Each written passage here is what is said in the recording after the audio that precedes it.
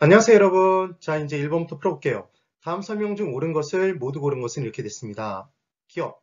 버젯의 동심원 이론이 떴죠. 그럼 MM으로 동네 버스가 기억나시면 돼요. 그래서 동심원 이론은 튀넨의 고립국 이론을 버젯스가 도시 내부 구조 이론에 접목시킨 이론이었죠. 그래서 동네 버스는 침입해요. 침입 경쟁이란 단어가 뜨면 동심원 이론이었습니다. 중전, 저 고통스러워요. 그 순서 기억나시면 돼요. 근데 지금 뭐라고 얘기를 했냐면 버젯의 동심원 이론을 응용하여 발전시킨 이론이 튀넨의 고립국 이론이래요. 순서. 네 버스예요. 그래서 튀넨의 고립국 이론은 서양의 입지론의 시초였죠.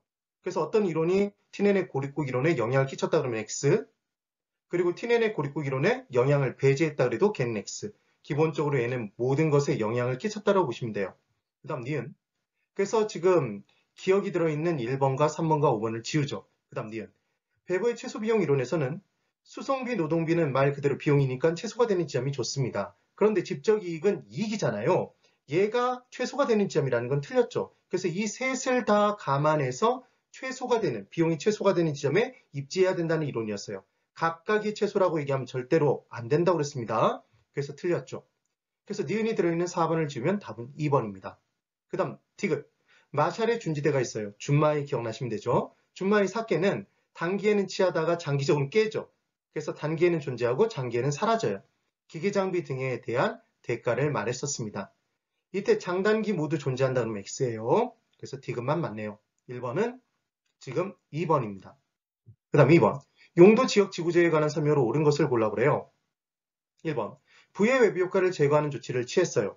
이건 뭐냐면 정부가 오염물질 배출 공장에게 너 오염물질 배출하지 마. 오염물질 처리선을 설치해. 이렇게 얘기를 하면 공장주 입장에서는 이제 오염물질 처리선을 설치하는 데 드는 비용이 증가하겠죠. 그럼 공급 비용이 증가하니까 당연히 공급을 늘려요, 줄여요? 줄이죠. 그럼 공급이 주니까 생산되는 재화의 가격이 올라가서 그 부담이 결국 누구에게 돌아가냐면 수요자에게 돌아가요. 그래서 부의 외부 효과를 제거하는 조치를 취하면 공급 비용의 감소가 아닌 증가로 공급은 감소합니다. 1번이 틀렸죠. 그 다음 2번.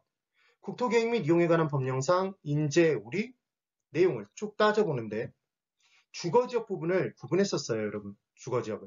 그래서 전용 주거지역, 일반 주거지역, 준주거. 그래서 전일준으로 기억을 했었죠. 그리하여 전용 주거지역은 1종과 2종이었습니다. 일반 주거지역은 1, 2, 3종이었죠. 그리고 1은 단독이었어요, 여러분. 2는 공동이죠. 공동주택 위주. 그 다음 일반 주거지역에서는 1종이 저층이었죠. 숫자가 커질수록 높아지는 거였습니다. 1종은 저층, 2종은 중층, 그럼 3종은 중층과 고층이었어요. 기억해 두시면 되네요. 그 다음 주거용 부동산에서는 우리가 쾌적성과 편리성을 추구하는데 공법에서는 쾌적성을 뭐라고 표현한다고요? 양호성이라고 표현한다고 그랬죠? 그래서 용양 기억나실 거예요. 전용 주거지역은 양호성을 추구합니다. 일반 주거지역은 편리성이죠. 일을 편리하게 한다. 그래서 MM으로 일 편리하게, 그 다음 용양 이렇게 기억했어요. 숫자가 커지면 규모도 커진다. 반드시 기억해 두시면 됩니다. 자, 2번 볼까요? 국토의 계획 및 이용에 관한 법령상 제1종 전용 주거지역 이렇게 돼 있죠. 그럼 제1종 전용 주거지역 이렇게 된 순간 1이니까 얘는 단독주택이 맞죠? 그럼 전용 주거지역이면 용양이잖아요. 양호한인데 편리한이 나와 있네요. 그래서 X인 거죠. 3번. 부의 외부 효과 문제는 오로지 정책으로만 해결이 가능하고 시장의 힘으로는 해결이 절대로 불가능하다. X죠. 우리 시장 자체의 힘으로 부의 외부 효과의 문제를 해결하는 내용이 코어 재정이었죠. 그래서 오염물질 배출 공장으로 하여금 환경에 대한 재산권을 인정해주면 오염물질 배출하자마자 어차피 손해배상을 해줘야 된단 말이에요. 그러니까 처음부터 오염물질을 배출하지 않기 위한 노력을 기울이겠죠. 그럼 시장의 힘으로 자체적으로 부의 외부 효과 문제를 해결할 수 있습니다. 그게 코어 재정이었어요. 우리 MM으로 어떻게 외웠죠? 코브라 이렇게 외웠던 게 기억나시면 돼요. 그 다음 4번. 용도 지구는 학원이었던 거 기억나세요? 그럼 학원은 여러 학원을 동시에 다닐 수 있었죠. 그래서 하나의 대지에 중복 지정될 수 있었습니다. 용도 지구는. 용도 지역은 학교였죠. 그래서 용문고등학교 다니면서 경복을 다니고 경기를 다닐 수 없다고 그랬어요.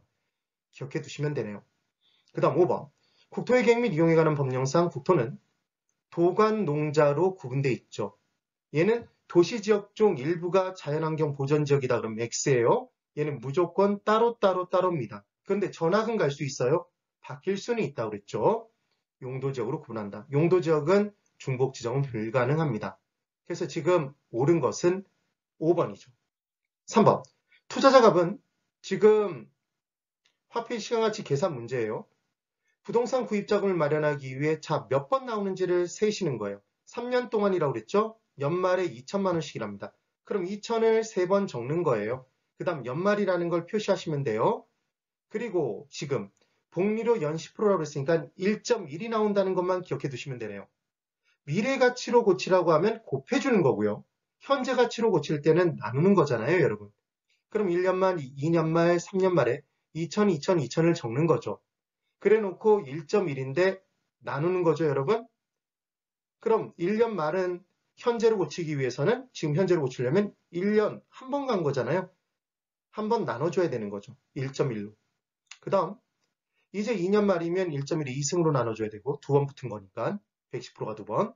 그럼 얘는 110% 3번 붙은 거니까 1.1에 3승으로 나눠줍니다. 계산기 두들길 때 2,000 나누기 1.1하고 적어주시는 거예요. 1818을. 그 다음 나누기 1.1을 또 해주시면 이게 2번 한 거잖아요. 그럼 1652 나와요. 얘를 적어주세요. 그래 놓고 또 1.1을 또 계산기에 두들기세요. 그럼 얘가 3번 한 거죠. 1502. 그래 놓고 셋을 다 더해주시면 됩니다. 그럼 얘는 4972가 나와요.